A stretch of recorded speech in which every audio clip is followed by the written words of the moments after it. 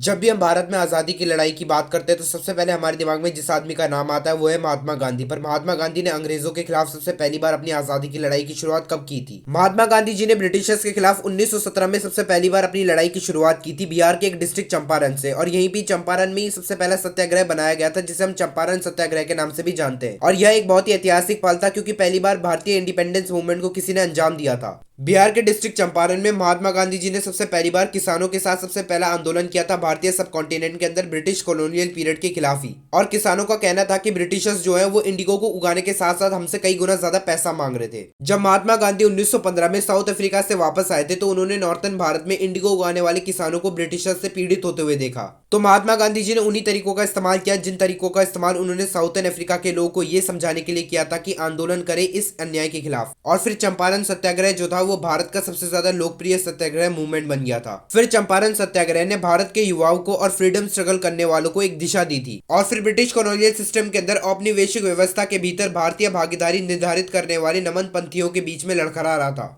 और फिर बंगाल के कट्टरपंथी जिन्होंने भारत से ब्रिटिश रूल को निकालने के लिए बहुत ही वायलेंट नेचर के तरीकों का इस्तेमाल करने की सलाह दी थी। चंपारण के आंदोलन को शुरू करने की वजह यह थी कि ब्रिटिश कॉलोनियल रूल के अंदर एक कानून है जिसके मुताबिक हर किसी किसान और हर किसी दुकानदार को अपने जमीन के कुछ हिस्से में इंडिगो उगाने के लिए मजबूर किया गया था। इंडिगो का इस्तेमाल जो था वो डाई बनाने के लिए किया जाता था और जर्मनों ने एक बहुत ही चीप आर्टिफिशियल डाई बनाई थी जिसकी वजह से इंडिगो का डिमांड जो था वो बहुत ही कम हो गया था।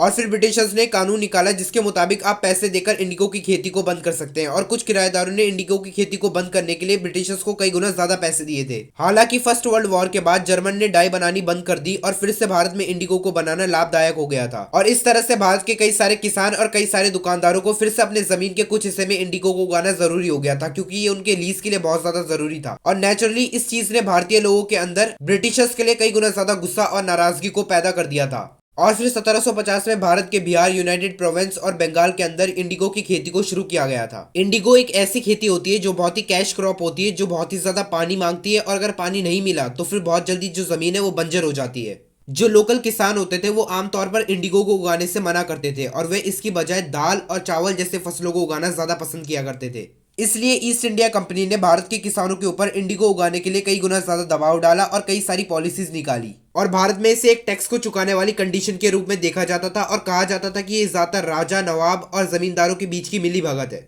इंडिगो का यह व्यापार जो था वो बहुत ही बढ़िया था और इससे कई भारतीय और यूरोपियन कंपनीज जो थी वो मालामाल हो गई थी। और उनमें से कुछ कंपनी थी जॉर्डिन मैथसन, ई पाबनी, ससून, वाडियास और सॉयर। 20वीं सेंचुरी की शुरुआत में चाइना के साथ जो हमारे इंडिगो के ट्रेड थे उन्हें इलीगल बना दिया गया था और यूएसए ने 1910 में हमारे ऊपर रिस्ट्रिक्शंस लगा दिए थे। और भारत में जो इंडिगो का व्यापार किया करते थे उन्होंने भारत के किसानों के ऊपर ये दबाव डाला कि आप अपने इंडिगो की खेती को बढ़ाएं। और फिर उसी समय कई सारे किराएदारों ने अपने मकान मालिकों के ऊपर ये इल्जाम लगाया कि वो कई सारी अलायंसेस का इस्तेमाल कर रहे हैं उनसे ज्यादा पैसे ऐंठने के लिए। और फिर इस मुद्दे को कई सारे पॉलिटिशियन और लॉयर्स के बीच में भी दिया गया था और उधर एक कमीशन ऑफ इंक्वायरी बैठाई गई थी।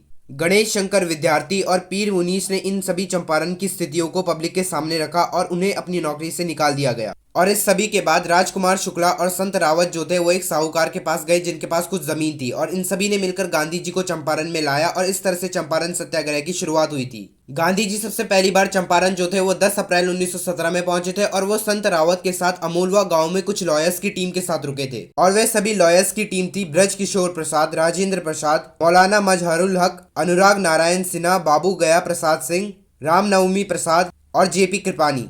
गांधी जी ने 13 नवंबर 1917 में ईस्ट चंपारण के ढाका डिस्ट्रिक्ट हेडक्वार्टर के ईस्ट में 30 किलोमीटर दूर भारवा लखनसेन में पहला स्कूल बनाया था।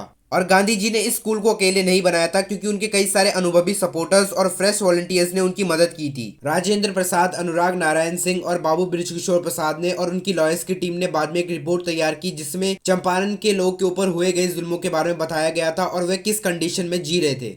गांधी जी और उनकी लॉयर्स की टीम पर सबसे पहली बार 16 अप्रैल को हमला किया गया था पुलिस के द्वारा और उनके ऊपर ये चार्जेस लगाए गए थे कि वे चंपारण गांव में अशांति फैला रहे और उन्हें चंपारण गांव से बाहर निकालने का आदेश दिया गया था। 18 अप्रैल को मोहित नगर डिस्ट्रिक्ट के कोर्ट में जॉर्ज चंदर ने सबसे पहली बार सिक्योरिटी को 100 रुपए चार्ज करने के लिए कहे पर गांधी जी ने इसे इनकार कर दिया। गांधी जी को अरेस्ट करने के बाद सैकड़ों हजारों लोगों ने कोर्ट के बाहर जो था वो विरोध प्रदर्शन और रैली निकाली थी और फिर बाद में ब्रिटिश गवर्नमेंट ने खुद से ये केस जो था वो वापस ले लिया था।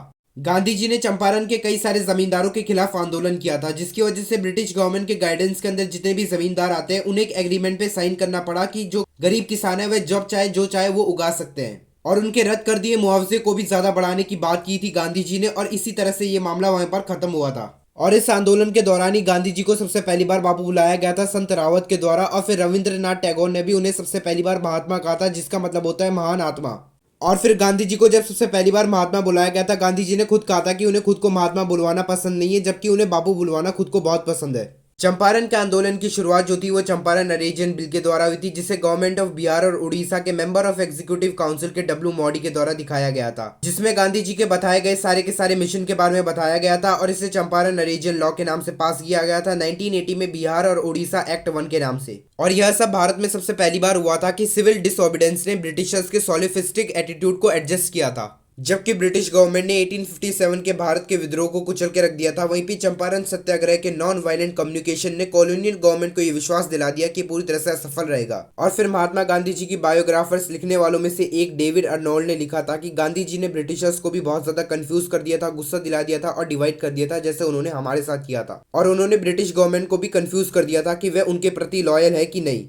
और फिर इस चंपारण सत्याग्रह की सफलता के पीछे और कुछ नहीं, गांधी जी की नैतिक श्रेष्ठता थी, जिसने एक बहुत ही इंपॉर्टेंट रोल प्ले किया था। गांधी जी ने सबसे पहली बार पूरी तरह से भारतीय इंडिपेंडेंट मूवमेंट को पूरा किया था। और फिर भारत के सबसे पहले स्वतंत्रता आंदोलन को खत्म करने के बाद महात्मा गांधी जी ने एक लेटर में लिखा कि तीन काटिया सिस्टम के बारे में किस तरह से यह सब खत्म हुआ और इंडिगो के अंधविश्वास को किस तरह से लोगों ने माना। और इस फोटो में आप सभी लोग पढ़ सकते हैं कि उसमें क्या लिखा हुआ है। और फिर आंदोलन के खत्म होने के बाद महात्मा गांधी जी ने गांव वालों के विश्वास पर भरोसा करके गांव की सफाई कराई, वहां पर स्कूल बनाए और हॉस्पिटल भी बनाए, और भी कई सारे अंधविश्वासों से उनका पर्दाफाश कराया, जैसे कि छुआछूत और महिलाओं के दमन को खत्म करने के लिए भी प्रोत्साहन किया था। और फिर महात्मा गांधी जी ने संत रावत की मदद से वेस्टर्न चंपारण में भितिहरवा और मधुबन के डिस्ट्रिक्ट में 2 स्कूल बनाए। और इस तरह से सबसे पहली बार महात्मा गांधी जी ने ब्रिटिशर्स के खिलाफ अपनी आजादी की लड़ाई शुरू की थी भारत के लिए।